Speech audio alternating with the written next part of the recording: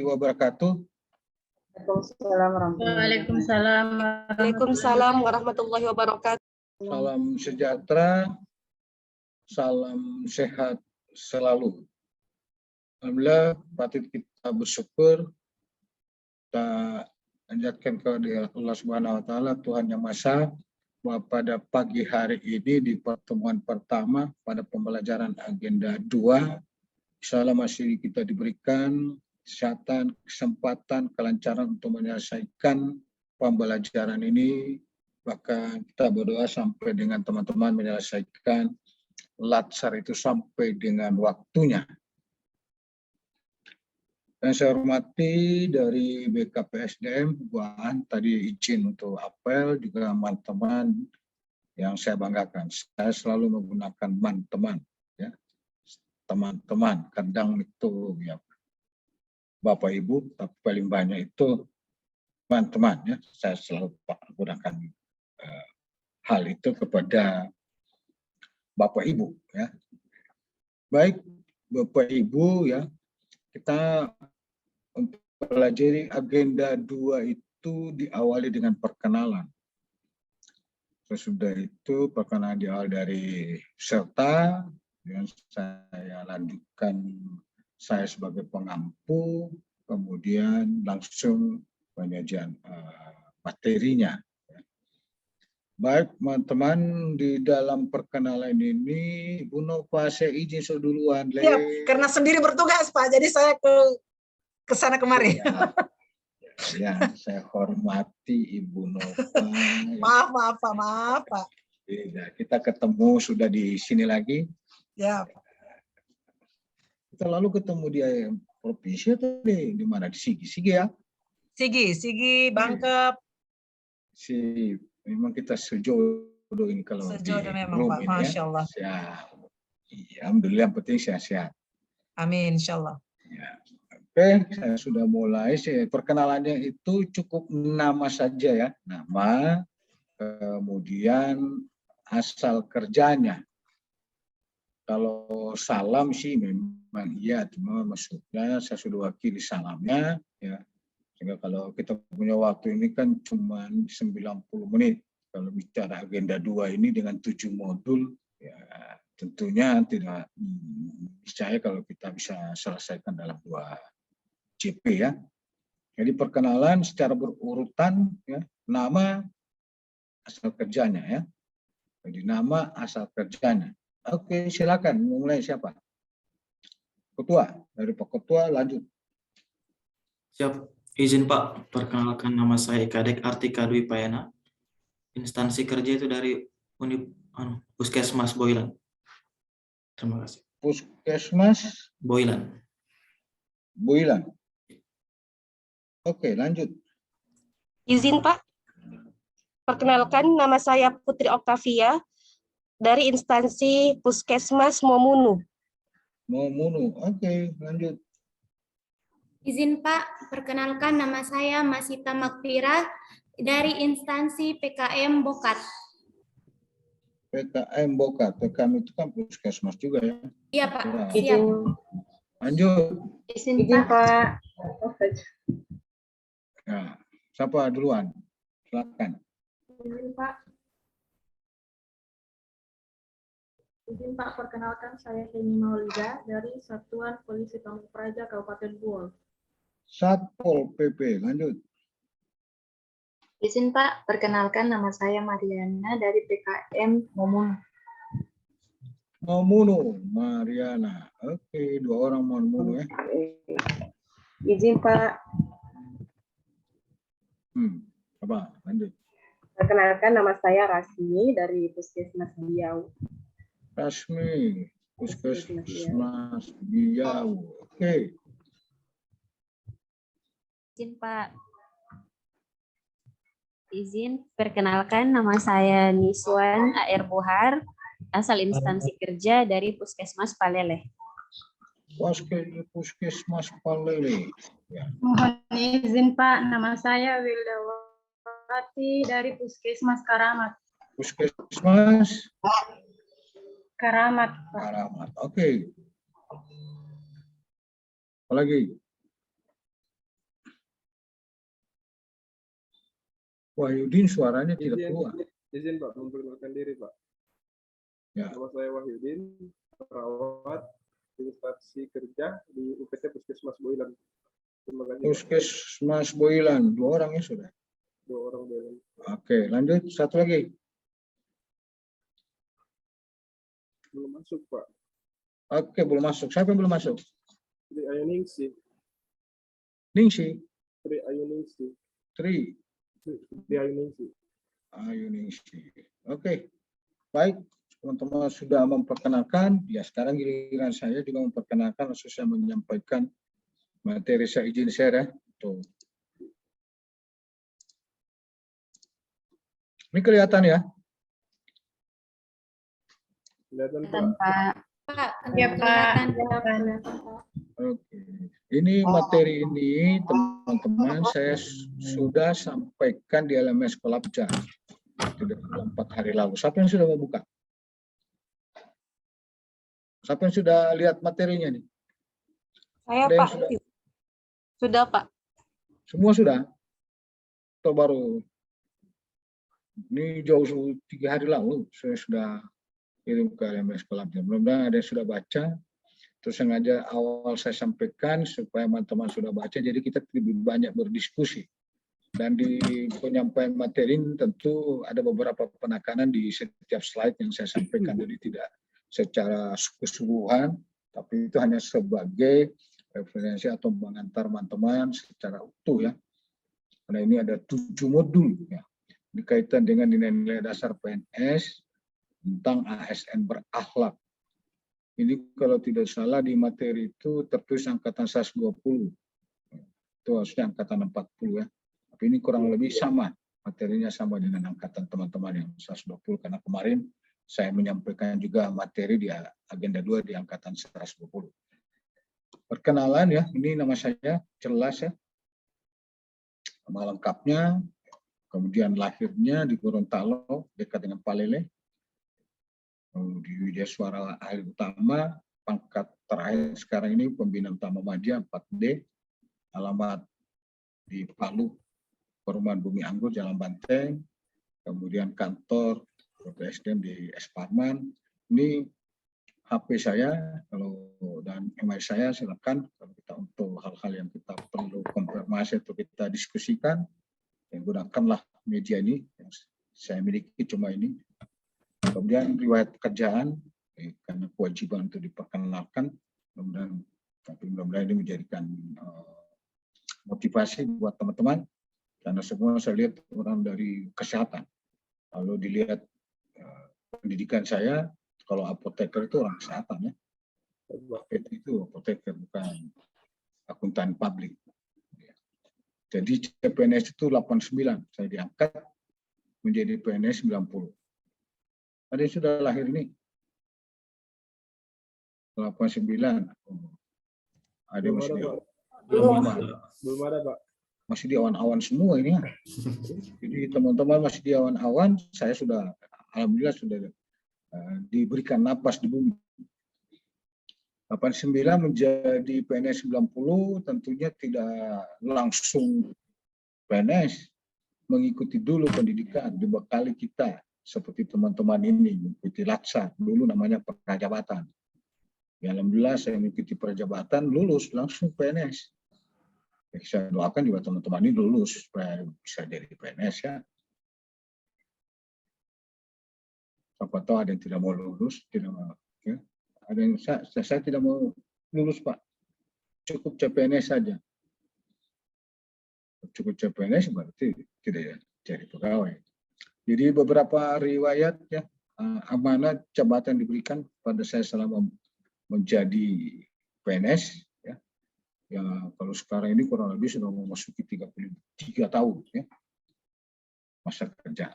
Pertama itu di kesehatan di Balai POM, kemudian di Kanwil 191 sampai 2000. Jadi eselon 5 jadi pejabat eselon 4, Kasubsi, Kasih. Kemudian pindah ke Inspektorat 2001 sampai 2013 ya. Dari menduduki Kasih, Kabid sampai sekretaris sampai dengan pelaksana tugas inspektur.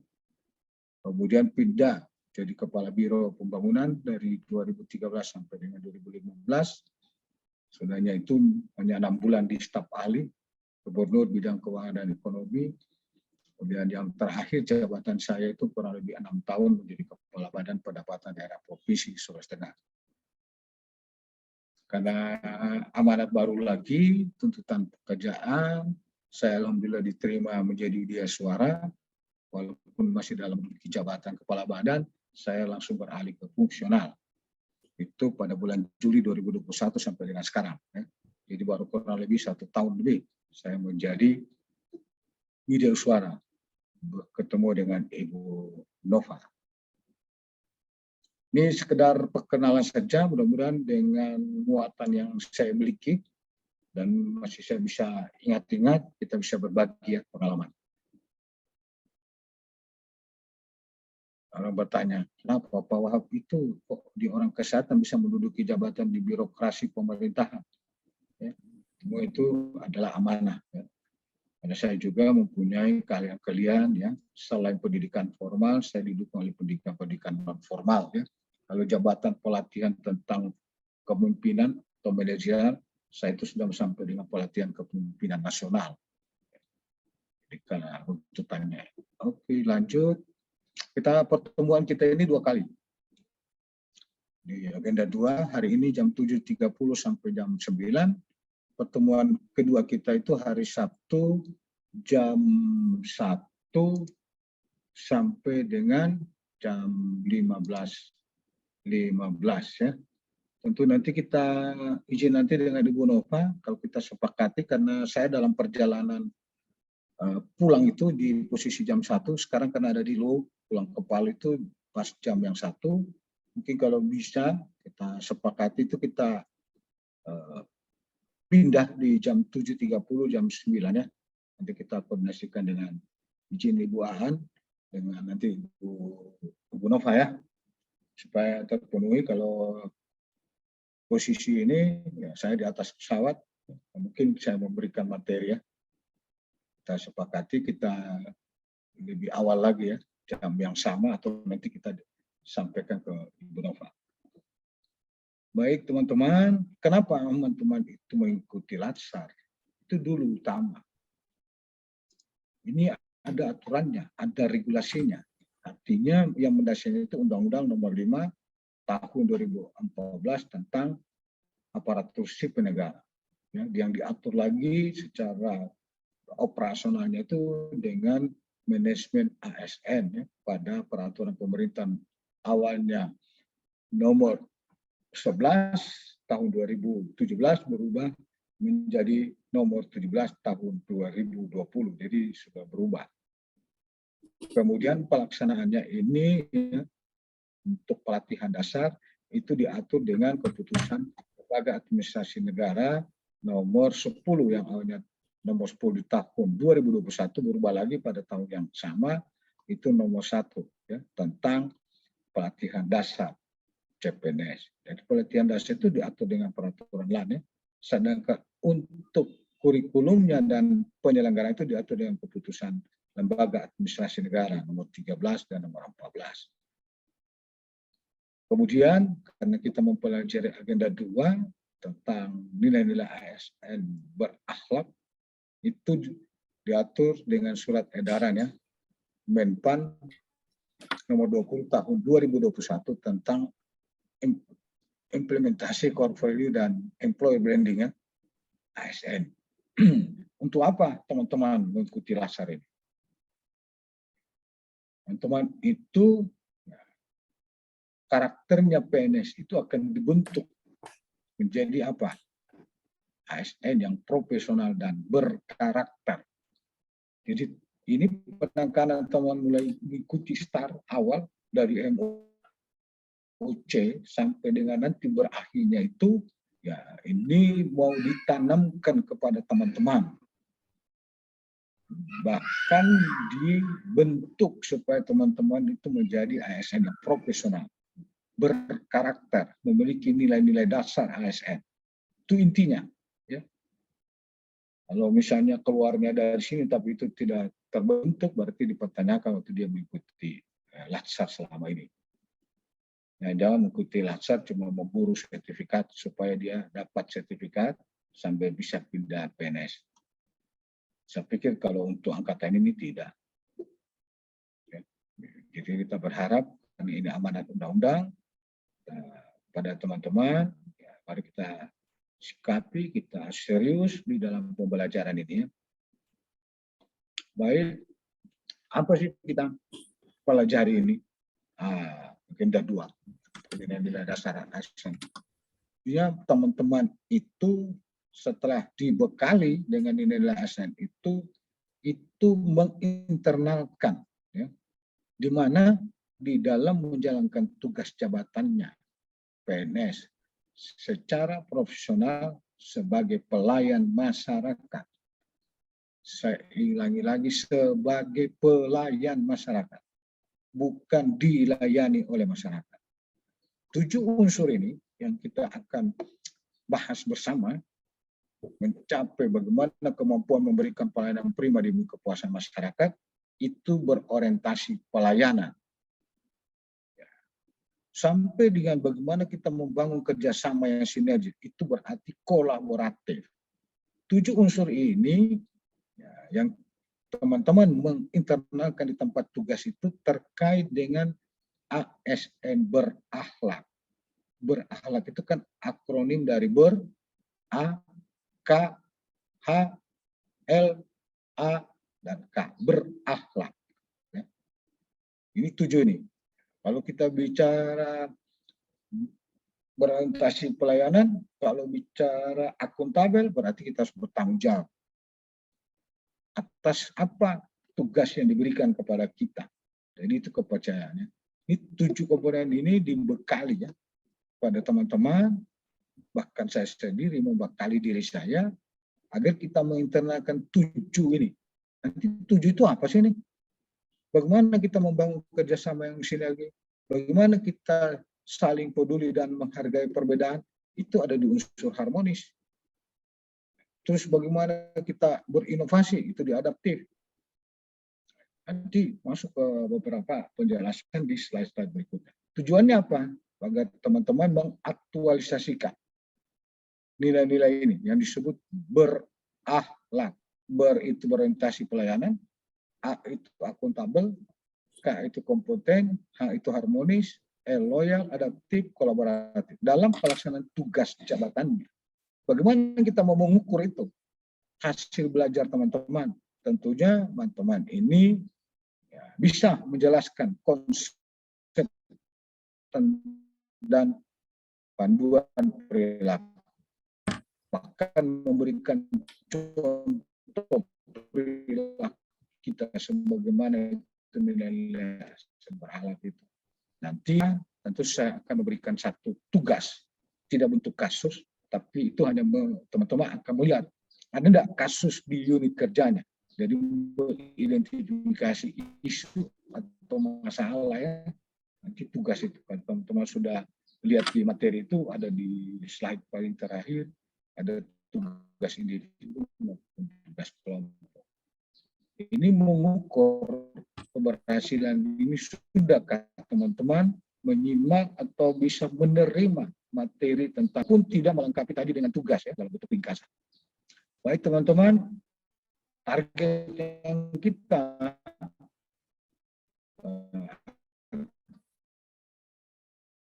dalam pembelajaran saya cuma meminjam ini dari Pangampu, dari Diaswa, dari Lembaga Administrasi Negara.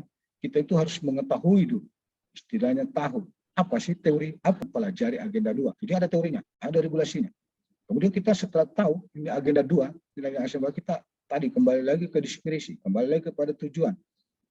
Mampu mengaktualisasikan, mampu mengimplementasikan, mampu menghabituasikan, mampu kita mengaksikan itu nilai-nilai ASN itu 7 tadi. Tapi tidak cukup di situ. Pertanyaan, maukah kita? Kalau kita mau, harus semangat, motivasi dan gairah. Bukan kalau kita mau, harus mau. Nah, memang tuntutan di dalam pembelajaran itu teman-teman diminta agar mengaktualisasikan, mengimplementasikan nilai-nilai tadi ASN berakhlak. Kalau menurut teori, ini kalau teori kita pinjam lagi dari Anderson dan Critwell itu dengan ranah kognitif atau ranah pembelajaran, kalau orang pendidikan tahu sekali yang dikenal dengan taksonomi Bloom, itu ada beberapa tingkatan. Kita itu pertama itu harus mengamati, mengingat. Kalau itu ada kasus atau ada apa saja, kita pertama mengamati, mengingat. Nah, saya cuma mengingatkan kembali teman-teman sudah melalui MOC. Ya. Kemarin sudah mempelajari apa di MOC. Ada yang bisa menjelaskan salah satunya. Apa yang diperoleh di MOC? Kalau saya tanya satu-satu kan pasti beda. Ini habis waktu ya. Tapi mungkin siapa? Si Wahyudin, apa yang diperoleh di MOC? Masif open online course itu apa yang diperoleh di sana? Selama 2 minggu ya? 2 minggu 1 bulan? 2 minggu. Nah, 2 minggu itu kan belajar berdiri. Apa yang diperoleh di sana, Pak Wahyudin? Pelatihan dasar bela negara, Pak, dengan cinta tanah air. Itu agenda 1. Terus apa lagi? Nilai-nilai dasar ASN. Itu agenda 2. Terus apa lagi? Dia lupa lagi. Jadi makanya kalau Anda bilang harus diingat dulu, dipahami dulu apa yang kita sudah lalui sebelumnya. Kedudukan dan perannya. PNS Smart ASN dalam mewujudkan smart governance sesuai dengan ketentuan berlaku. Itu ada 3. Iya, nah, jadi itu. Jadi menurut Anda itu, ya mati dulu baru ingat-ingat. Kemudian itu baru setelah kita mengerti bagaimana kita laksanakan, kita otorisasikan. Misalnya agenda 2. Kemudian itu kita lakukan namanya, ini sudahkah nilai ASN ini? Nah, lihat di unit kerja kita ini sudah diterapkan ini. Kita berarti selidiki. Terutama kita punya diri sendiri, sudahkah kita menyampaikan, memberikan pengaruh di lingkungan kerja kita kaitan dengan apa yang kita miliki atau yang kita sudah akan lalui, atau yang kita akan lakukan sampai pada tingkatan terakhir itu setelah sebelum dievaluasi apa sih yang kita lakukan, inovasi apa yang harus kita bangun, gagasan apa yang harus kita bangun. Itu berarti dibutuhkan satu kreatif kita, ya. Apalagi di dunia sekarang ini yang sangat hibrid atau dunia yang sekarang berubah, tuntutan inovasi nanti masuk kepada komponen adaptif, ya. Ini saya sudah menyinggung, ya, sudah menyampaikan sebelum masuk kepada materi. Kata Pak Jokowi itu waktu dia launching-nya tentang core value dan employer branding pada 27 Juli 2021, Pak Jokowi sampaikan kepada kita, ya, sampai keluarlah ini nilai ASN berapa.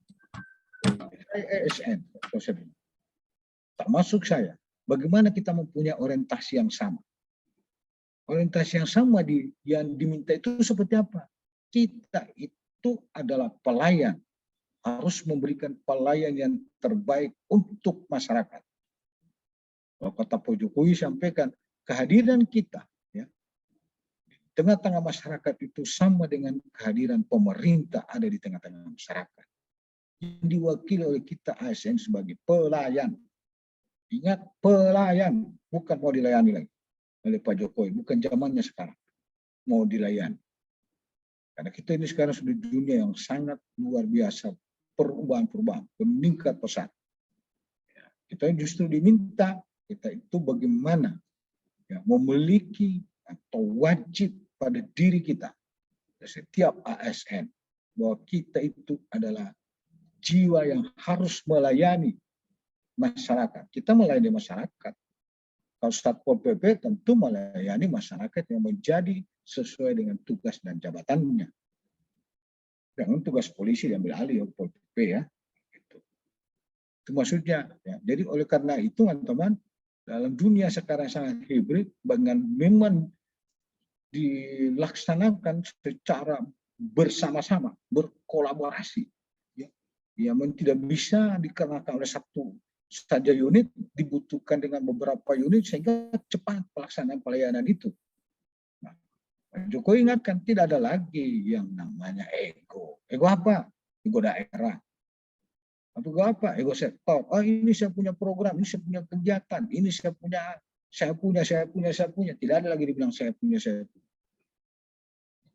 Ini Pak pengantar Pak Jokowi, sehingga di dalam nilai-nilai ASN berakhlak itu yang disebut core value itu diajak kita.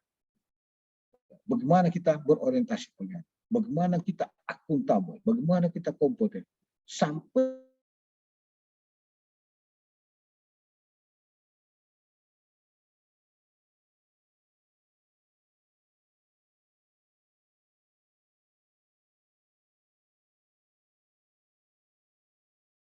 kita punya ya, istilahnya branding kita, bangga melayani bangsa. Kalau kita sudah punya branding bangga melayani bangsa, berarti kita menyatakan saya pelayan. Saya sudah melayani. Saya bangga. Itu intinya. Nah, nanti kita lihat bagaimana itu berorientasi pelayanan, bagaimana akuntabel, bagaimana kode perilakunya ini, bagaimana dia punya hal-hal ya yang menjadi kunci-kunci di dalam 7 komponen ini. Ya, masuk kepada orientasi pelayanan ini tentunya kita berkomitmen memberikan pelayanan prima demi kepuasan masyarakat. Ini dicamkan, ya, dicamkan bagus-bagus demi berikan pelayanan untuk supaya masyarakat itu puas. Jadi kata kunci itu kita harus respon, kita memberikan kualitas pelayanan supaya masyarakat itu puas. Bukan masyarakat saja puas, kita juga bagaimana puas sebagai seorang pelayan memberikan layanan kepada orang penerima layanan itu sendiri, misalnya masyarakat. Kita juga harus respon. Ternyata ini masyarakat membutuhkan layanan kita. Ini kata-kata kuncinya. Bagaimana perilaku itu? Tentu kita harus memahami dulu bagaimana memenuhi kebutuhan yang orang yang kita layani. Kita harus ramah, kita harus cekatan, dan juga kita tidak boleh berhenti melakukan perbaikan tiada henti, itu maksudnya. Itu bagian dari satu tanggung jawab. Mari kita coba lihat seperti apa masing-masing kode etik ini. Salah satunya misalnya kalau memahami dan memenuhi kebutuhan masyarakat, kita berangkat, kita adalah pengabdi. Itu mengabdi kepada negara. Saya bilang kalau kita mengabdi berarti kita tentunya bagaimana kita itu memberikan satu keputusan berdasarkan prinsip-prinsip keahlian yang kita punya. Ini beberapa unsur ya. Kemudian kalau kita bicara melakukan perbaikan tiada henti, tentu itu bagian pertanggungjawaban kita.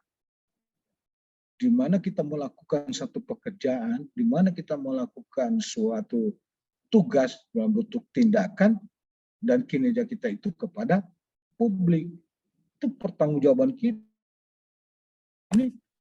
Sehingga kita tidak boleh berhenti melakukan pelayanan. Perlu kita kembangkan lagi. Ya. Untuk apa? Supaya capaian hasil itu akan mendorong kinerja kita sebagai personal pegawai kita. Itu kalau kata-kata kunci ya, dari mewujudkan kode perilaku, melakukan perbaikan, bagaimana supaya kita ramah dan cekatan, ya itu harus kita memiliki kemampuan di dalam melaksanakan kebijakan dan program pemerintah itu sendiri. Ya. Jadi kita kalau melaksanakan ini, kemampuan kita ini, kita bagaimana harus ramah, cekatan, solo, tidak apa diandalkan. Memberikan layanan secara jujur, ini di dalam unsur.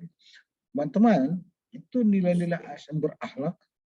Kenapa mulai dari berorientasi pelayanan? Berakhir dengan kolaboratif. Nah, ya, memang secara urut, secara akademik seperti itu, karena kita ada sebagai pelayan, maka kita kalau melakukan pelayanan itu, 6 unsur di belakangnya itu tidak terpisahkan. Dia, contoh, kita memberikan pelayanan masyarakat, berorientasi pelayanan, tentu kita harus memiliki kompeten. Kita harus bertanggung jawab, berarti akuntabel. Kita melaksanakan tugas di dalamnya itu kita berbeda-beda. Kita harus harmonis, ya.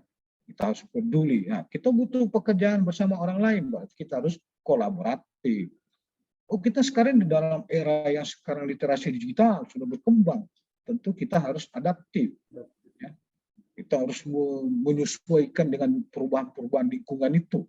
Bahkan kita dituntut usia berinovasi. Ya. Ini kalau saya sudah himpun itu 7 komponen, selesai ini materi. Tapi saya coba melengkapi materi ini untuk memenuhi supaya teman-teman itu bisa menambah referensi atau pengayaan terhadap ilmu ya untuk buat teman-teman. Baik, nah, tapi kita bicara pelayanan publik, kita sebagai pelayan publik, sebagai pelayan masyarakat menurut undang-undang atau PP nomor 25 tahun 2009 tentang pelayanan publik, 3 unsur penting di dalam pelayanan itu ada apa? Kita ASN sebagai penyelenggara, masyarakat yang sebagai penerima layanan, dari apa yang kita lakukan ada kepuasan. Oleh karena itu, pelayanan publik itu satu rangkaian kegiatan di mana kita untuk memenuhi kebutuhan pelayanan sesuai dengan ketentuan peraturan berlaku kepada siapa? Pada masyarakat, ya, pada setiap warga negara, setiap penduduk. Atas apa? Tentu dia butuh layanan terhadap barang, dia butuh layanan terhadap jasa, dia butuh layanan terhadap pelayanan administrasi yang disediakan oleh kita yang bagian di dalam penyelenggara itu. Karena kita penyelenggara itu kan institusi yang memberikan layanan. Kalau kita bicara kesehatan, institusinya mulai dari lembaga atau institusi tertinggi, kementerian, masuk lagi di dinas sampai kepada unit terkecil itu puskesmas. Kalau kita di puskesmas, berarti kita ada ASN di dalamnya menjalankan layanan-layanan yang dibutuhkan oleh si penerima layanan. Karena siapa? Penerima layanan itu adalah masyarakat. Masyarakat butuh untuk dirugikan. Oleh karena di unsur penting di dalam pelayanan itu cuma 3. Kita ASN di dalam. Ada orang yang kita melayani yang butuh pelayanan. Itu masyarakat.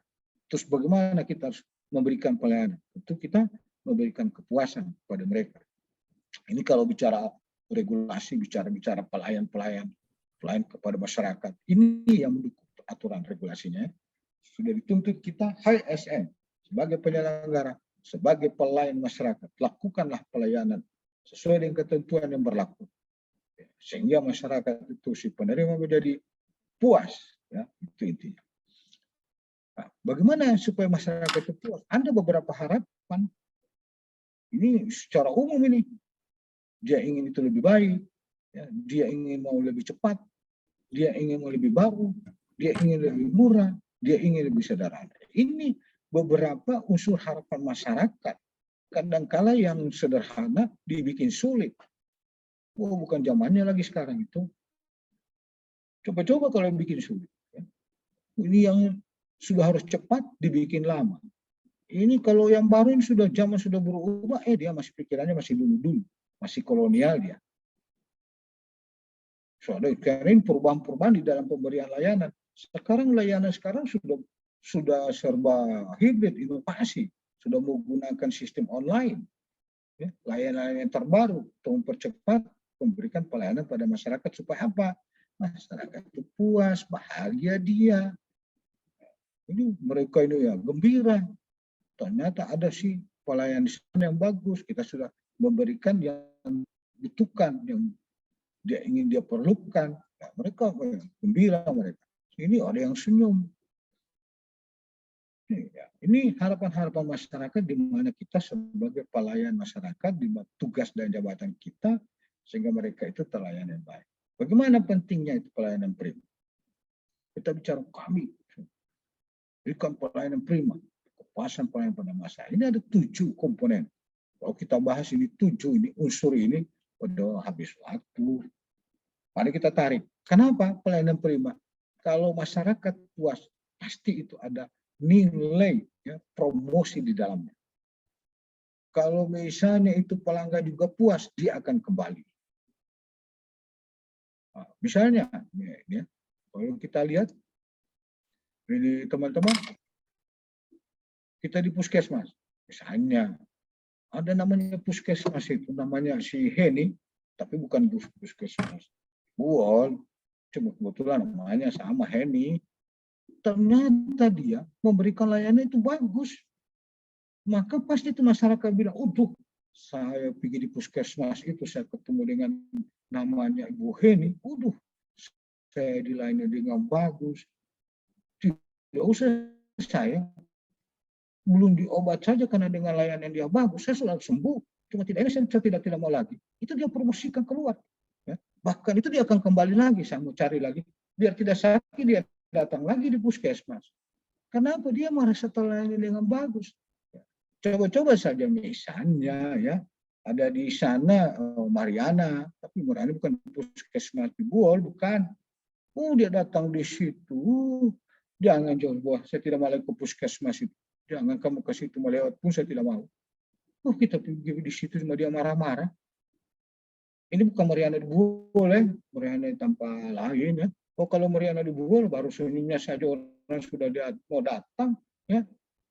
Gitu. Ini 7 unsur penting kalau kita jelaskan ini, sehingga kita betul-betul menanamkan nilai asam berakhlak itu nanti di pelayanan prima ini. Jadi karena itu kepuasan bagi masyarakat itu merupakan aset yang paling penting.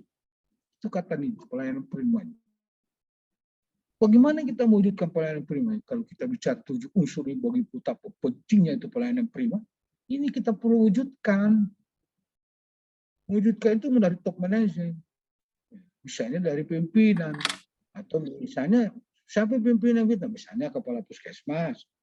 Bisa saja kita sebagai pimpinan di dalam memimpin pelayanan unit yang kita layani. Kita berkomitmen dah kita memberikan pelayanan prima. Cuma bicara pelayanan prima. Tapi diimplementasinya tidak prima. Cuma ada prima jasa saja yang ada. Oke, setelah kita ada komitmen, tentunya kita punya ada konsep-konsep strategi memberikan bagaimana pelayanan itu sesuai dengan kebutuhan masyarakat. Konsep kita harus kita buat.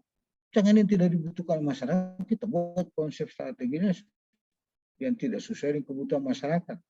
Kemudian juga kita punya standar di dalam setiap strategi itu pelayanan itu yang disebut sekarang itu SOP, standar operasional prosedur, ada namanya standar pelayanan minimal. Itu standar-standar yang kita miliki. Kalau seperti itu, nah kita sudah melaksanakan tentu akan memberikan satu perlindungan bukan saja kepada kita pegawai, tetapi bagi masyarakat yang membutuhkan pengaduan. Kita harus siapkan itu. Sehingga kalau dibilang ada Pak, kami ada akreditasi di puskesmas. Salah satunya saya mau mengangkat satu gagasan bagaimana tersedianya ya, media pengaduan menggunakan online. Ternyata di pengaduan juga itu bagian dari penilaian akreditasi puskesmas ya. Kemudian di sini, bagaimana secara manajemen itu, produktivitas itu tergantung daripada sumber daya manusianya, kepada infrastrukturnya yang tersedia.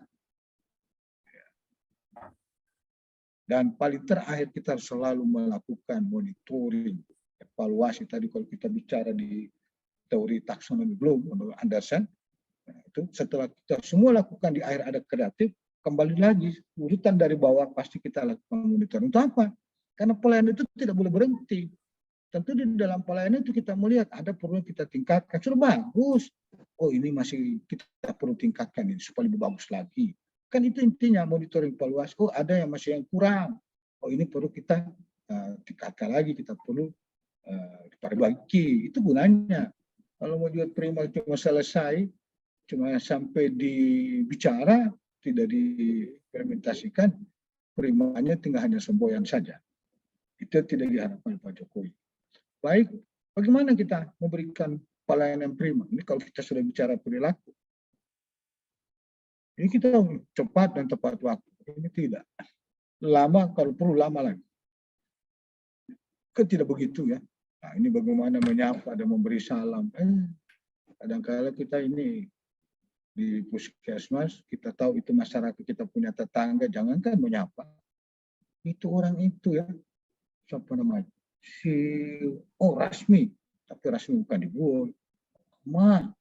Saya bahasa masyarakat. Itu Rasmi walaupun belum CPNS, bayarnya. Setelah jadi CPNS, biar mangente orang bilang, batu gol tidak. Rasmi bukan dibuat. Rasmi tanpa lain. Ya. Jadi kita harus menyapa. Oh, paling tidak karena biasa salam, assalamualaikum, selamat pagi, gimana Pak? Menyapa. Orang itu kalau sakit, karena di orang sapa saya dengan pelatihan sembuh dia. Karena penyembuhan itu cuma tergantung dari kita. Ya. Rata-rata 80% itu kembali kepada penyembuh. Kalau kita misalnya ada gangguannya dari masalah atau di pribadi kita, ya, kalau kita sakit misalnya. Itu yang saya bilang, oh kita misalnya pergi kita, oh, siapa ini? Oh Putri, ini Putri yang di mana lagi nih? Bukan Putri di Buol. Udah biar cuma senyum, setidak dapat lihat itu senyum. Jadi kita ini mengucapkan terima kasih pun tidak. Kalau Putri di Buol, senyum terus itu, saya sedikit terima kasih. Tapi jangan senyum sendiri. Itu di Putri tanpa lain, ternyata dia kena saking senyum sendiri, tinggal di orang tanya. Ya, masyarakat lainnya sudah berapa hari itu orang itu bersenyum terus. Ini perilaku-perilaku ya, teman-teman harus ditanamkan. Mendengar dengan sabar, ya, tentunya dan hati. Tapi kalau orang kan datang sakit kan berkeluh, menyampaikan keluhannya. Ini baru dibicara, so itu Bapak, sudah ditahu yang tidak boleh dimakan, dimakan terus. Akhirnya dia bilang, ini orang kita mau minta model lain malah dimarah-marah. Ini tidak di sini, tidak dibuat. Oke, kita masuk ya. Kalau kita melihat ini, teman-teman, ada tidak berikan pemahaman tentang apa yang teman-teman lihat dengan potret atau foto ini? Satu orang saja. Ini waktu kita sudah 8.15, 45 menit lagi sudah jam 9. Ini baru satu unsur ya. Ini apa akhlak. Ada yang bisa memberikan gambaran? Izin Pak. Nah, silakan. Mungkin dari gambar ini kita bisa lihat tidak ada disiplin jam kerja, sudah jam 12 ya. Pasien malah masih tertumpuk antri sehingga tidak terjadi pelayanan yang prima yang dirasakan oleh masyarakat. Oke, ya. Ini Wahyudin sudah. Silakan. Satu lagi. Gimana? Kalau dilihat dari ilustrasi yang ada, ini merupakan suatu bentuk pelayanan yang tidak berorientasi terhadap pelayanan, Pak. Kenapa? Karena ini contohnya waktunya saja, waktu buka jam pelayanan itu tidak menentu. Terus pasien yang ada di luar dibiarkan di ruang tunggu saja. Bisa saja seperti itu. Tapi kalau kita lebih jelas tadi, ini kan jam 10. Ini tadi bukan jam 12, ini jam 10. Ini masih tutup ini. Pelayanan ini masih tutup.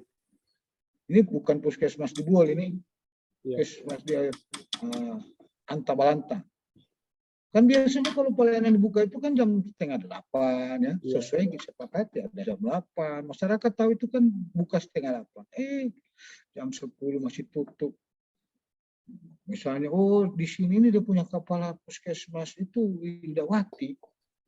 Puskesmas bukan di Buol, cuma kebetulan nama kepala puskesmas sama namanya Widawati juga namanya. Belum tutup. Ini ada orang hamil semua menunggu. Mungkin sudah tahan-tahan sakit ini. Oh ini lagi sakit kepala. Kenapa ini sudah menangis kecil? Oh ini sakit purus tiba-tiba.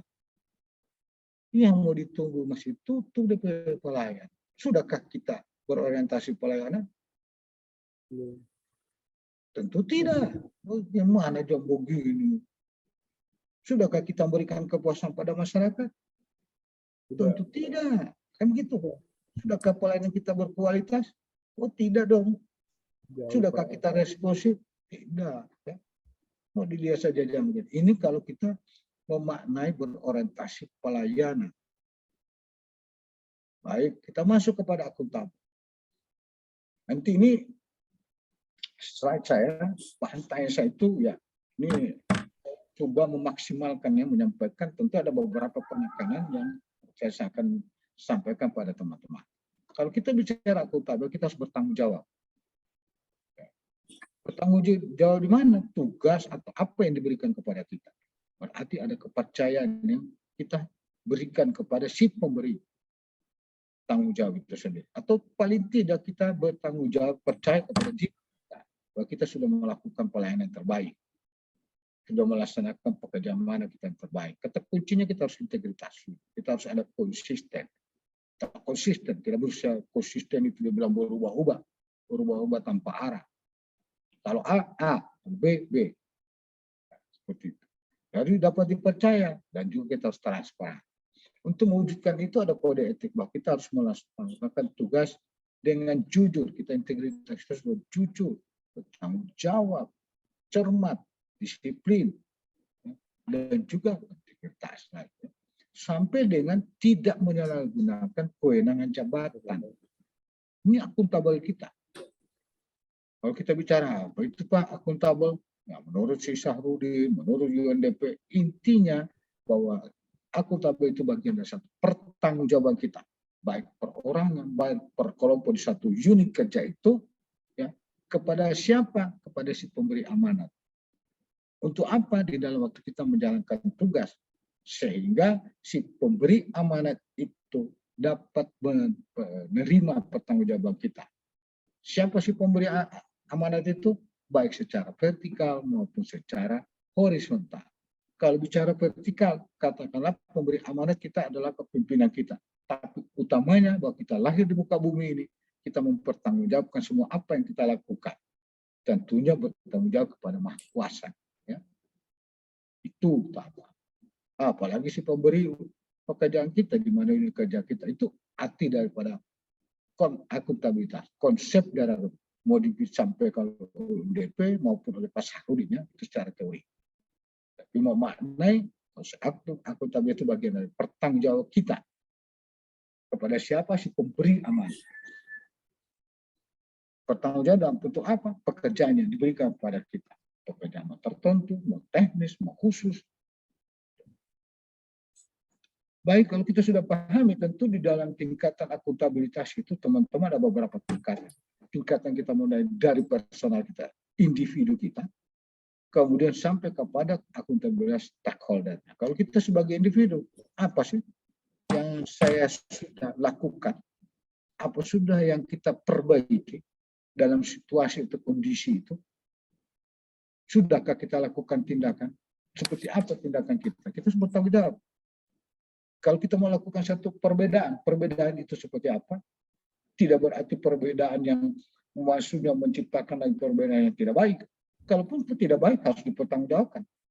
Kalau perbedaan yang baik dari yang awal misalnya sudah bagus menjadi lebih bagus, itu perbedaannya kelihatan sekali ada peningkatan. Itu bagian dari pertanggungjawab kinerja kita secara personal. Tentu kalau secara akuntabilitas dengan stakeholder, tentu dengan pemerintah, ya. Misalnya akuntabilitas pemerintah, bagaimana mewujudkan pelayanan dan kinerja yang adil, responsif, dan bermartabat. Kita bicara beberapa tingkatan ini, ya. Ini beberapa penekanan kita misalnya di dalam hal ini, bagaimana akuntabilitas kita individu, ini saja personal, hubungan individu kita dengan unit kerja itu seperti apa? Kita memberikan satu tindakan, kita berikan pertanggungjawabannya, agar bagaimana tugas-tugas yang diberikan di pejabat itu meningkat, ya. Kita lakukan itu menjadi yang tadinya sudah baik menjadi lebih baik, ya. Ini ada bocor, ya. Saya punya suara yang bocor, kalau bisa dimute. Baik. Ini nilai-nilai daripada akuntabilitas, ya. Itu harus adil.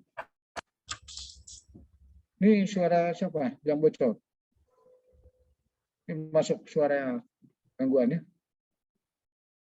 Baik, ini kita harus punya nilai-nilai akuntabilitas. Tadi saya sudah sampaikan harus bertanggung jawab, jujur, ya, sampai kepada partisipatif. Nanti misalnya harus adil, melayani masyarakat tanpa diskriminasi.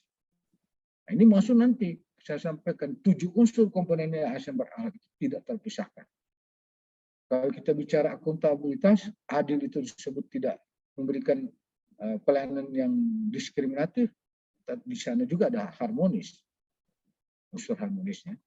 Nanti teman-teman simak setiap satu nilai ASN berakhlak yang 7 komponen itu lihat di mana keterkaitannya. di mana itu hubungannya antara satu nilai dengan nilai yang lain. Kita bicara pelayanan apa saja, 7 unsur itu ada di dalamnya. Itu intinya. Bicara akuntabilitas, ada nilai harmonisnya di dalamnya. Kalau bicara tentang bagaimana kita berorientasi pada pelayanan publik, tentu kita harus bagaimana meresponsi, kita berikan kepuasan. Ini contoh. Nah, kalau kita lihat dari gambar ini, teman-teman, kita ini kan diberikan kendaraan dinas. Ini memang saya memberikan selalu ilustrasi dalam bentuk gambar. Sebenarnya kalau waktunya panjang, saya tanya satu-satu. Tapi kalau ini waktunya pendek, tanya menyamakan saja. Yang jelas kalau namanya kendaraan dinas itu digunakan sesuai dengan peruntukannya. Itu sudah diatur dengan Permenpan. Tapi ini kendaraan dinas dipakai untuk kepentingan pribadi, dijadikan penumpang, mobil penumpang. Tapi ada bilang, saya waktu pakai mobil dinas, saya muat masyarakat. Orang bilang dia menyalahgunakan jabatan karena kendaraan dinas. Tunggu dulu. Waktu saya memuat ini, saya bantu orang lain. Memang tidak peruntukannya, tapi orang kena musibah. Saya muatlah mereka. Saya pindahkan. Malah ini sebenarnya bertanggung jawab kita, membantu orang lain, bagian dari pelayanan. Tapi tidak, Pak. Waktu dia orang turun itu dia mintakan lagi uang. Oh, itu salah gunakan. Ya, itu tidak seperti itu. Bagaimana kita kompeten? Ya. Kita sudah masuk pada unsur K. Berarti masuk ke 3 unsur tadi, akronim dari nilai-nilai ASN berhala. Lalu kompeten itu tentu kita bagaimana mau kompeten kalau belajarnya juga tidak. Bagaimana mau mengembangkan kapasitas, dia cuma selesai itu ambil bantal tidur, tidak mau tahu pekerjaan seperti apa.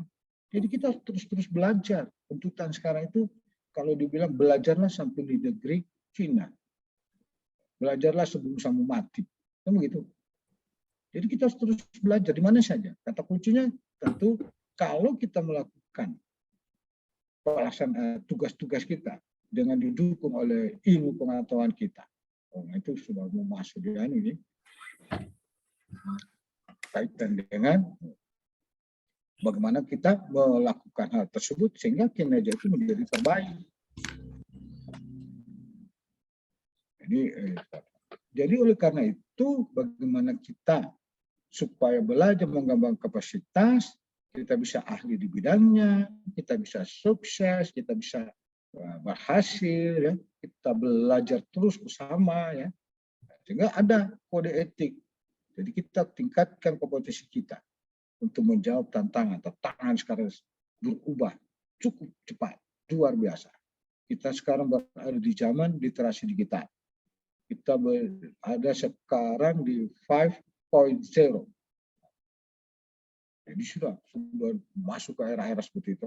Lalu itu juga bisa membantu orang lain belajar. Ya. Bisa juga bukan. Memang harus bagaimana kita melaksanakan tugas itu dengan kualitas yang terbaik. Kenapa? Karena kita itu memiliki pengetahuan yang selalu kita update. Kita terus belajar. Ya. Ini di sisi kompeten itu sendiri. Ya. Bicara konsep kompeten itu sendiri, seseorang itu harus memiliki pengetahuan. Berarti harus belajar terus. Ya. Setelah ada pengetahuan, tentu kita implementasikan. Keterampilan apa yang mendukung di mana kita melaksanakan tugas itu? Contoh saya, itu apoteker kok bisa sampai di inspektorat. Tentu saya belajar, baik pendidikan formal, saya menambah pengetahuan, belajar di S2-nya Magister Manajemen di bidang konsentrasi keuangan daerah. Saya sangat mendukung tugas saya di menambah pengetahuan supaya saya lebih terampil memeriksa. Saya mengikuti juga workshop-workshop yang mendukung bagaimana di mana item-item yang kita lakukan menjadi objek pemeriksaan. Di dalam tidak cukup pengetahuan, tidak cukup cuma keterampilan, tentu kita harus punya sikap perilaku. Kalau tidak punya sikap perilaku yang baik, bisa-bisa pengetahuannya itu dijadikan menjadi orang lain jadi susah. Keterampilan dimiliki bisa orang lain juga menjadi susah. Jadi dia harus dibandingkan dengan sikap perilaku kita. Sudah punya pengetahuan, sudah punya keterampilan, dukung juga dengan sikap perilaku yang bagus. Ini 3 unsur konsep kompetensi yang harus kita miliki. Kalau ini ada gambar ini apa? Ini pelayan saja nih. Cuma bedanya kita pelayan kepada masyarakat yang sesuai dengan tugas dan jabatan. Kalau ini pelayan dia di restoran. Sudahkah dia punya pengetahuan? Tidak mungkin kalau dia tidak punya pengetahuan, dia punya pakaian tidak bagus. Sudahkah dia punya keterampilan? Tidak mungkin dia cara menyajikan itu kalau dia tidak punya keterampilan. Sudahkah dia punya sikap perilaku ini? Dari mereka saja jalan, ya. Bagaimana dia bagus menghormati orang lain. Kalau kita mengartikan dari gambar ini. Jadi gambar ini punya konsep. Inilah konsep 3 konsep bagaimana kita agar memiliki kompetensi. Jangan sampai punya pengetahuan menjadi arogan. Jadi kalau saya hanya pinjam bahasanya Pak Kaban Presiden kita, itu orang buol, tahu ya. Pak Presiden kita itu orang buol, Dr. Andus Adijoyo, udah. Apa dia bukan? Kita ini jangan merasa pintar, karena kita punya pengetahuan, punya keterampilan. Jangan kita merasa pintar. Tapi yang penting itu adalah pintar merasa. Ya, kenapa itu ada sikap perilaku kita di dalamnya? Kalau cuma merasa pintar, cuma 2 ini pengetahuan dan keterampilan dianggap orang lain lewat. Apa juga dia? Baru juga kau tahu datang itu. Baru kemarin juga kau lahir. Baru kali ini kau jadi PNS. Itu sudah sifat arogan yang muncul. Sudah merasa pintar. Tapi tidak pintar merasa. Belum tentu juga ya. Dia walaupun baru, jangan-jangan dia punya ilmu, jangan dia punya ini ya. Itu namanya, bukan cuma merasa pintar, bagaimana pintar merasa. Kalau Dr. Nasir, dia sampaikan saya waktu masih di Kanwil, apa dia sampaikan oleh Dr. Nasir? Bahwa kita ini semua pintar-pintar, cuma ada yang kurang. Apa itu, Dok? Kurang pintar-pintar. Wah, maksudnya seperti apa itu, Dok? Itu coba lihat, kalau itu orang pintar-pintar, dia cuma kita ada badir di sini, dia tidak lihat. Kurang pintar-pintar dia. Semua mau orang bilang. Kalau orang gua bilang gimana kan? Kalau bahasa agak itu bahasa pasar, semua dia mau rakok. Itu kurang pintar-pintar. Kalau ada apa-apa, ya. Baik. Nah, supaya kita bagaimana memiliki kompetensi, kita harus merubah mindset. Merubah mindset itu harus kita aktif meningkatkan kompetensi diri. Itu adalah ketidakniscayaan. Ya mungkin kita tidak bisa merubah diri. Tentu kita harus aktif. Bagaimana merespon tantangan lingkungan yang selalu berubah. Ini sudah tuntutan sampai bagaimana kita meningkatkan diri, misalnya melakukan jejaring formal, kita bentuk ya kelompok belajar, ya. Atau kita bentuk WA belajar, ya bisa. Tapi sekarang banyak WA umum. Tapi bagus juga situ, banyak juga ilmu kita dapat situ, bisa meningkatkan. Kalau kita maknai WA itu dari kita punya grup-grup ya, tapi lebih banyak WA yang kirim-kirim gambar itu ya. Cuma dibilang mantap. Bagus juga, apa ilmu mantap. Jadi kita ini bisa juga teman-teman ya, kita bisa dapat dari keahlian pakar, konsultan kita. Mungkin di tempat kerja kita ada orang ahli, kita belajar dari mereka. Jangan malu-malu belajar. Ya, jadi bisa juga kalau ada sesuatu bagaimana dia sampai meningkatkan potensi membantu orang lain itu beberapa konsep teori. Ya, prinsipnya itu kita mengikuti ya, purba-purba kalau bicara pasar pengetahuan sekarang sudah webinar ya. Sampai pada bagaimana melaksanakan tugas karena pengetahuan itu menjadi karya, bahwa kita memiliki makna untuk kita bekerja lebih baik. Kita punya tipikal individu itu supaya kita semangat berkarya, semangat bekerja. Jadi kalau kita bicara unsur kode ini mulai meningkatkan kompetensi,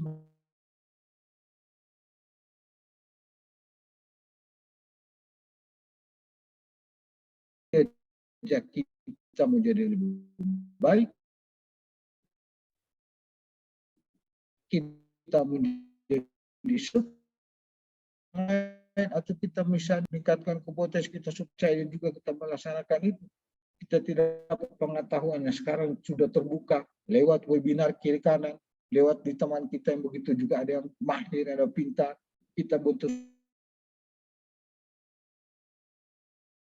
belajar Om. Ada Om itu saya biasa panggil Om.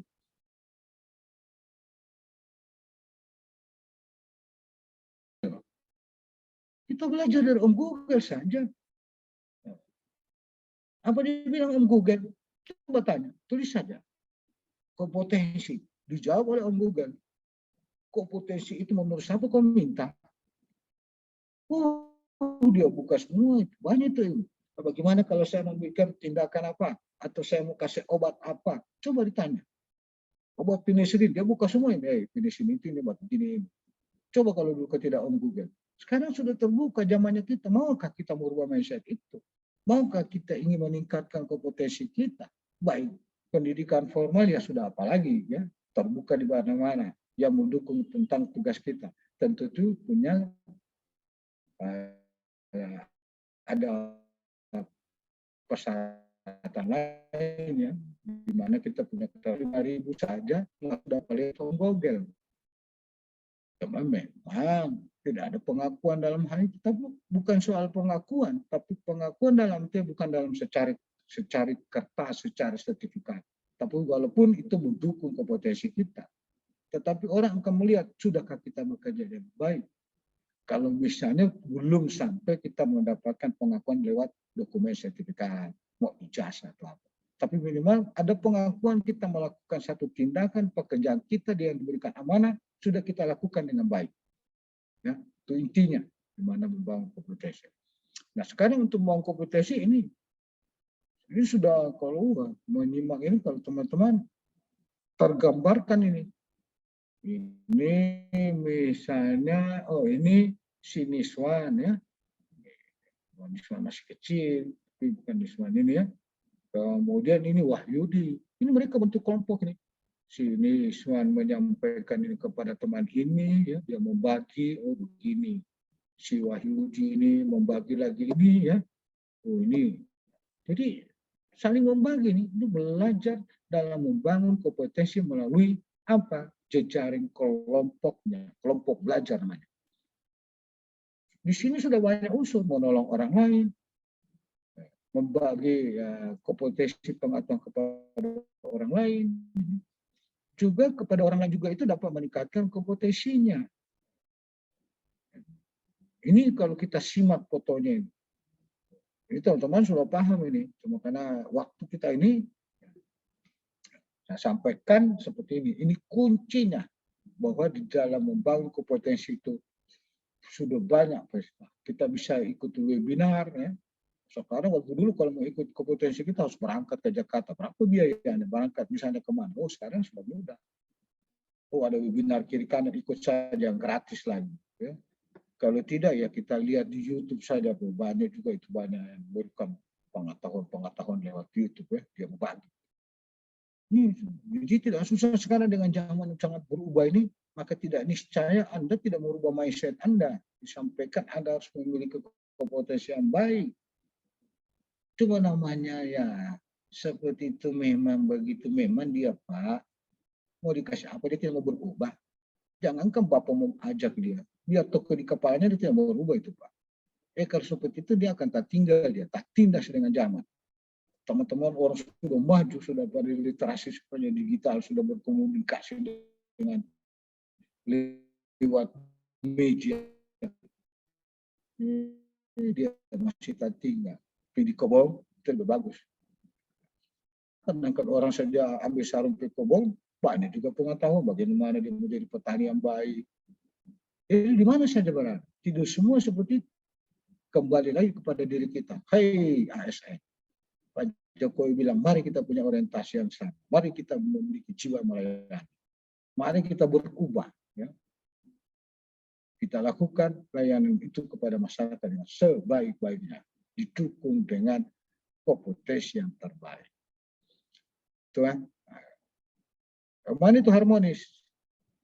Harmonis itu kita saling peduli. Itu kan sudah masuk di unsur komponen yang kalau dari akronim ber, A, K, dan H. Berarti unsur yang keempat. Ketujuh komponen ini. Sudah itu harmonik, beralak berarti loyal. A lagi adaptif. K itu kolaboratif. Jadi semua singkatan ini dari berakhlak itu masuk kepada unsur hanya itu harmonis, saling peduli, menghargai perbedaan. Kenapa kita harus harmonis? Karena kita itu bekerja dengan berbagai-bagai macam orang, mau dilihat dari sukunya, mau dilihat dari agamanya, ya. Kita berbeda-beda di situ. Kita berada dalam satu unit kerja dengan orang yang berbeda-beda, mulai dari suku berbeda, mulai dari agama pasti beda. Oleh karena itu kita saling peduli, kita saling menghargai perbedaan itu di dalam satu unit kita bekerja. Itu kata kuncinya, kita menghargai itu perbedaan. Kita harus selaras di dalam suasana perbedaan itu. Menolong orang lain itu tidak melihat siapa dia yang kita tolong. Ya, dia harus misalnya orang buah harus kita tolong. Uang kita ini dituntut melayani masyarakat. Masyarakatnya siapa? Masyarakat siapa saja. Terus kita berada di lingkungan dengan mana? Kita berada di lingkungan dengan siapa saja bekerja. Tidak mungkin saya mau bekerja dengan orang saya di satu unit kerja. Mana ada satu unit kerja harus orang ini, harus orang B, harus orang C. Tidak ada itu. Kalau begitu kau bikin kantor sendiri saja. Khusus kantor ini hanya untuk orang C. Tidak seperti itu. Kita sudah hadapi. Nah, untuk itu kita membangun satu harmonis. Seperti apa itu harmonis? Ya harmonis. Dengan apa? Di antara kita ini berbeda-beda, berbagai faktor. Mau dilihat dari mana? Faktor-faktor mana? Pasti kita berbeda. Mau dilihat dari ilmu pengetahuan di satu kerja ada juga perbedaan. Oleh karena menghasilkan sesuatu yang satu kesatuan yang utuh, tetapi nilainya luhur, itu dibilang harmonis. Jadi kita mari bekerja sama dengan dalam suasana yang berbeda, dengan berbeda ras, berbeda kulit, berbeda agama. Ya. Kita mau menghasilkan apa? Mari kita dalam satu kesatuan, satu utuh, satu NKRI. Supaya kita itu melahirkan satu yang luhur. Kalau kita sudah di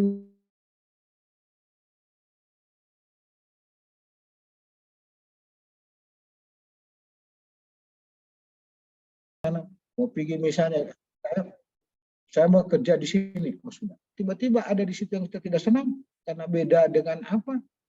Ya, pasti dibutuhkan pada dia itu atau kita dibutuhkan dalam satu kerja itu harus ada. Kalau tidak seperti itu, bagaimana menghasilkan produktivitas kerja kita? Bagaimana kualitas layanan yang harus kita berikan? Oleh karena itu, harmonis itu sangat diperlukan walaupun dalam suasana perbedaan apapun. Sehingga melahirkan bagaimana individu itu bisa bekerja secara tenang. Kita bagaimana menciptakan satu kondisi yang membuka saling kita bekerja sama, berkolaborasi. Ya. Itu penting. Ini penting, harus coba-coba saja kalau kita jadikan perbedaan itu sampai menghasilkan misalnya produktivitas yang tidak baik. Itu otomatis. Itu pentingnya. Kita paham itu konsep harmonisnya, arti dari sisi arti bagaimana juga itu sangat pentingnya itu suasana harmonis. Nah, bagaimana kalau suasana harmonis itu, kalau kita sikap ASN di dalam satu keanekaragaman, untuk pelayanan publik. Jadi kita ini di dalam satu keanekaragaman berbangsa ini, mau ada mau suku ini, suku A, suku B dari mana, apalagi kalau berbangsa-bangsa itu. Sudahlah kita misalnya ini dari Gorontalo, oh ini dari Buo, ini dari Bugis, ya. Itu beraneka ragam lihat dari suku. Tentu kita harus bersikap adil dan tidak diskriminasi. Oh nanti ini baru kita melayani dia bagus.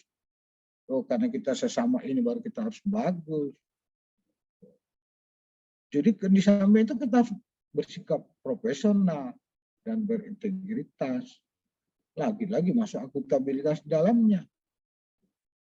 Jadi tidak ada juga kita bekerja ini hanya mencari keuntungan pribadi.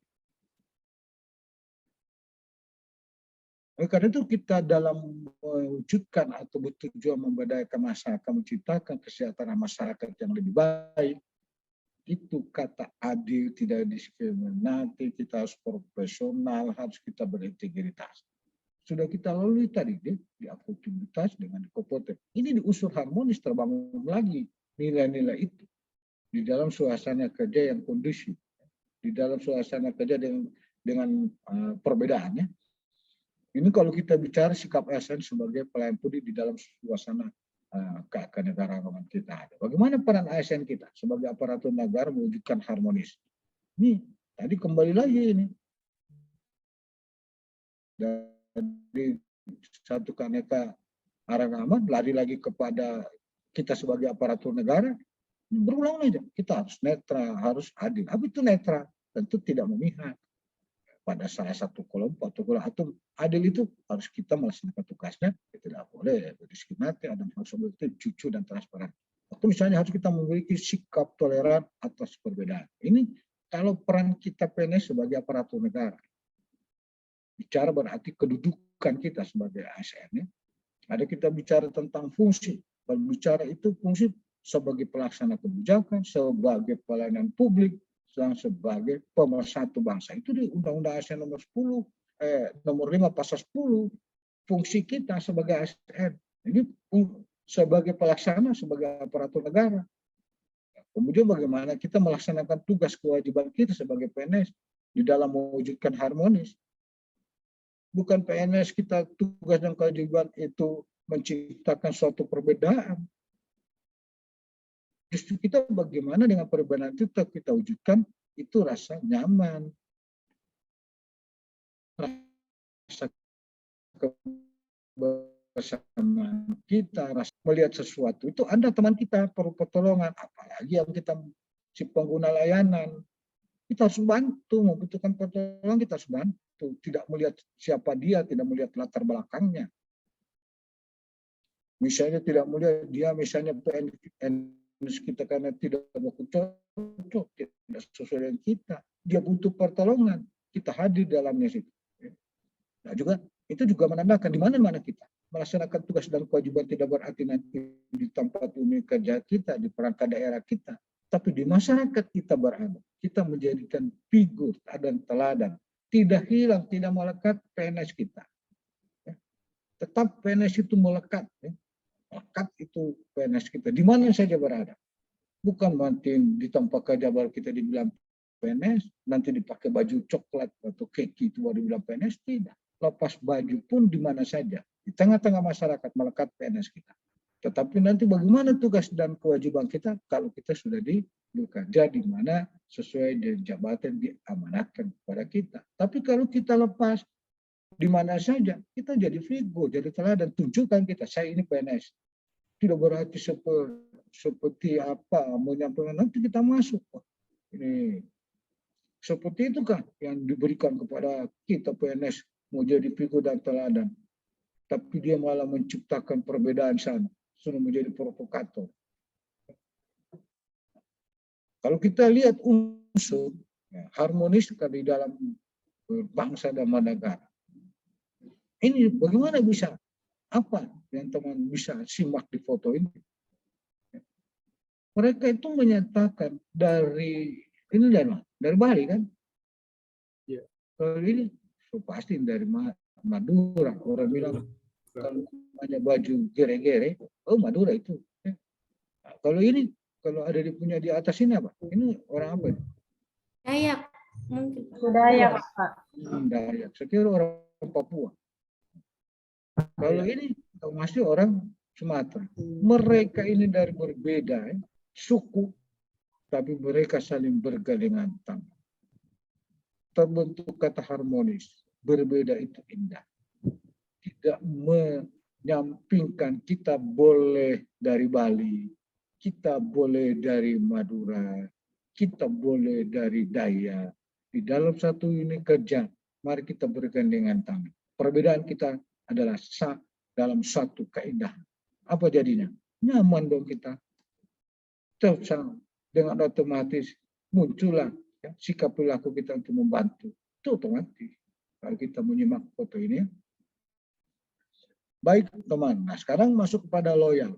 Kalau bicara loyal ini harus berdedikasi dan mengutamakan kepentingan bangsa dengan negara. Itu biasa kalau ada panca prasya itu kok. Ya. Mengutamakan kepentingan bangsa dan negara di atas kepentingan pribadi atau golongan. Ada lagi teman sambung dalam hati. Oh, itu kata Bapak tidak. Ada tanda kecuali terpaksa. Dia tambah lagi kecuali terpaksa. Berarti dia tidak ikhlas, itu tidak loyal dia kalau begitu. Ya. Berdedikasi, mengutamakan kepentingan bangsa dan negara di atas kepentingan pribadi dan golongan. Dia bahas kecuali terpaksa. Tidak loyal itu kalau begitu ya. Harus loyal. Menyampingkan semua, kita lebih awali ada bangsa dan negara di atas yang lain-lain. Untuk membentuk itu kita harus komitmen, dedikasi, kontribusi. Nah, ini kata Menteri Dalam Negeri, seorang PNS. Kata kuncinya itu harus loyal. Nanti apa dibilang? Apa itu loyal, Pak? Karena saking dia itu. Oh, loyal itu loyang, bukan loyal itu cuma loyal itu L terakhir, tidak ada NG-nya. Loyal itu perlu sekali menurut Pak Mendagri. Karena ada unsur kata kunci ini, kita harus komitmen, harus dedikasi, harus kontribusi, harus nasional, ada unsur pengabdiannya. Teguh dari Pancasila. Bagaimana kita setia pada NKRI, bagaimana kita setia kepada pemerintah yang sah, bagaimana kita menjaga nama baik, ya, baik instansi, ASN, pimpinan, apalagi negara atau daerah, menjaga rahasia jabatan dan negara. Terus kalau loyal itu apa, Pak? Konsep loyal itu kalau kita pinjam dari bahasa, kalau bahasanya loyal itu hampir sama boleh, loyal dari bahasa Prancis. Artinya itu sikap setia kita. Artinya itu kita mutu kita pada dia, sikap setia kita. Kalau namanya loyal, secara harfiah itu dibilang kesetiaan. Ada lagunya Meriam Bellina itu apa? Kesetiaan ini. Jadi kesetiaan itu bukan cuma sandiwara. Kesetiaan itu ditunjukkan oleh suatu tindakan, bukan kata-kata. Menurut Oxford Jasmine.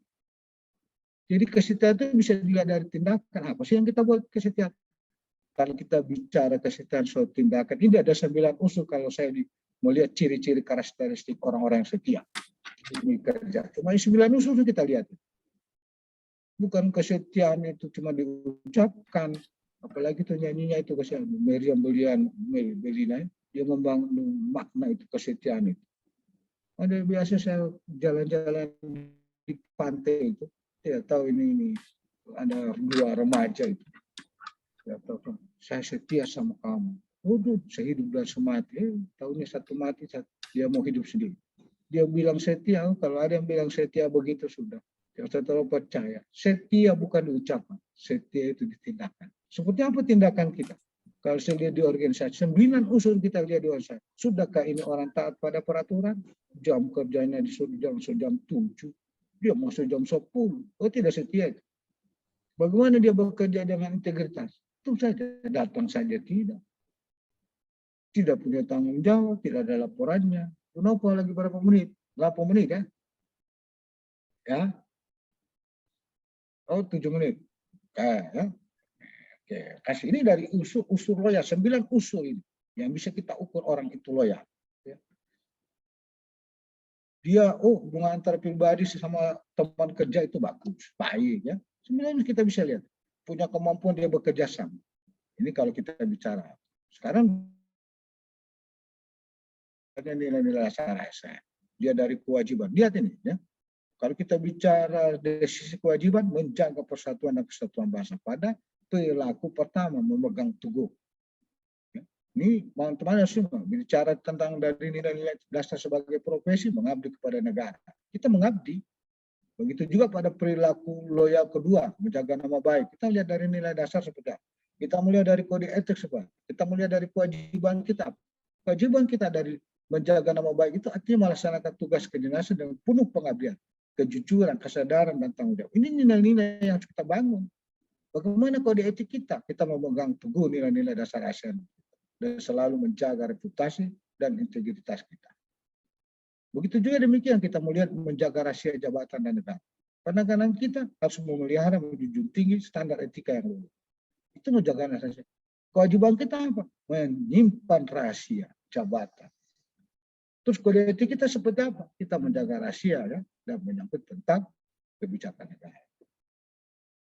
Kita sekarang kata kunci tadi, komitmen, dedikasi, ini yang paling penting. Komitmen berarti kita ada keterikatan satu perjanjian. Dedikasi bagaimana kita mengembangkan tenaga, ya, pikiran kita. Bagaimana kita memberikan ada kontribusi, keterlibatan kita, keikutsertaan kita, sumbangan pemikiran kita di dalam melaksanakan tugas. Kita tentu sebagai pengabdi, ya, kita mengabdi kepada Tuhan harus berbuat yang baik. Kalau kita bicara nasionalisme, tentu itu ada satu pemikiran bahwa kita ini berada di satu negara, di satu bangsa. Kita harus berikan untuk negara itu yang terbaik. Itu kita punya rasa nasionalisme. Ini beberapa unsur. Kita masuk kepada adaptif. Begitu juga kata kunci kita berinovasi. Kata kunci itu kita mengenai perubahan-perubahan yang terjadi. Ya. Antisipasi kita harus inovasi, antusias, dan proaktif. Kalau kita bicara apa itu adaptif, Pak. Saya selalu bicara pada konsep adaptif itu berarti kita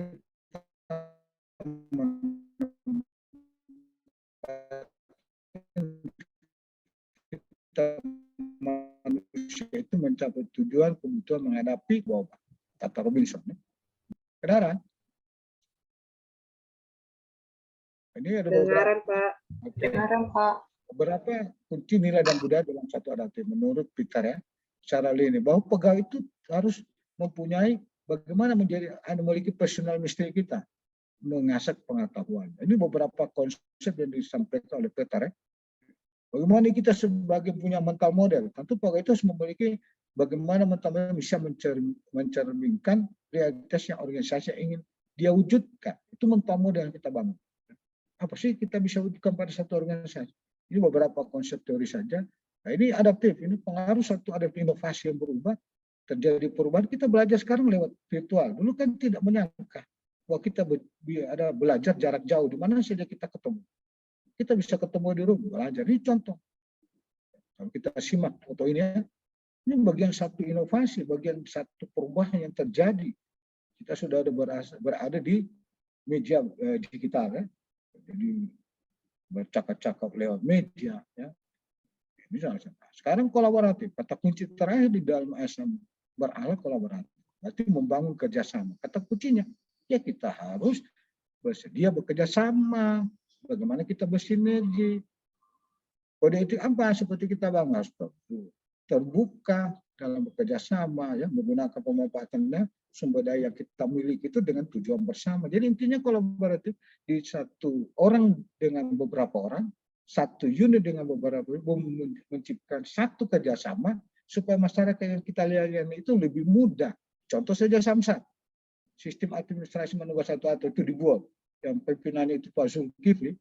Kalau bertemu urus pajak, di sana sudah ada polisi, urus pajak STNK, mau bayar pajak sudah langsung di situ, mau bayar iurannya jasa raja sudah situ, langsung bayar di tempat, di bank. Coba bayangkan kalau pisah-pisah. Bagaimana susahnya masyarakat. Kalau misalnya kantor polisinya ada di Bokan, terus Pemdanya ada di mana, terus jauh. Berapa biaya yang diperlukan. Ini ya, satu unsur kolaboratif. Jadi kolaboratif itu tentu adalah kalau bicara mencakup kemitraan, ya, institusi pemerintah dengan untuk pelayanan publik. Tadi saya contohkan Samsat online. Jadi ini proses untuk membangun kolaborasi, ya kita harus saling menghargai, kepercayaan. Kita tahu apa yang kita mau tetapkan outcome-nya. Kemudian kita juga memahami bersama apa yang kita mau lakukan. Ya. Kita juga punya komitmen masing-masing. Kamu melayani STNK, kalau polisi kita melayani pajak, kamu melayani, jangan mau campur. Ini maksudnya kalau kita bicara hal ini, ya, konsep teori. Kemudian juga untuk kriteria hal yang menurut Pak Ansel itu beberapa penting kolaborasi, ada forumnya. Berarti itu di Samsat itu ada forumnya, ya. Ada polisi, ada semua.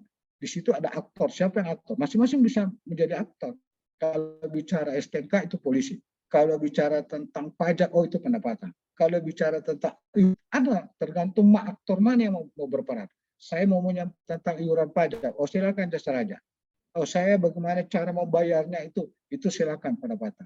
Jadi ini intinya beberapa hal yang harus kita bangun. Kita resmi, ya. Kemudian ini ada aktornya, oke. Tapi di sini tentunya kita bicara tentang kebijakan. Kita bicara tentang manajemen. Ini ya teman-teman. Ini unsur kolaborasi.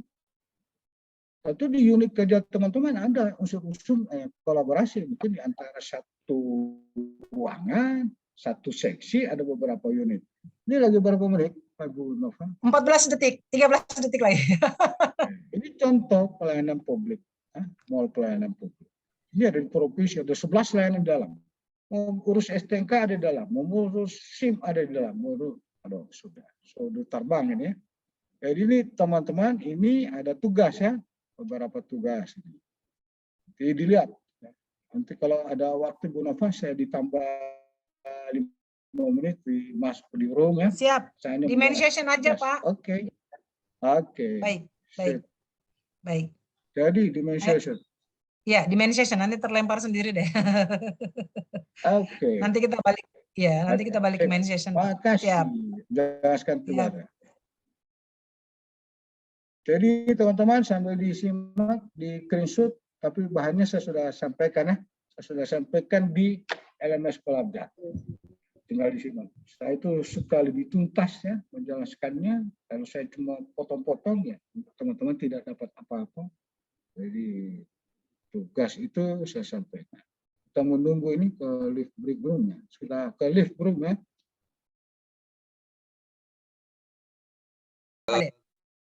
Jadi baik adik-adik semua. Ya. Recordingnya dimatiin aja.